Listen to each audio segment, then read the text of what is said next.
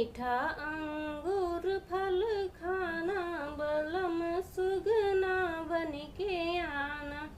बागों में आना, बगीचों में आना, बागों में आना, बगीचों में आना। नेबुला पर शोर मचाना, बलम सुगना बन के आना। मीठा अंगूर फल खाना, बलम सुगना बन के आना। कुआना पर आना, जगतियों पर आना, कुआना पर आना, जगतियों पर आना। घड़ीला पर शोर मचाना, बलम सुगना बन के आना। मीठा अंगूर फल खाना, बलम सुगना बन के आना।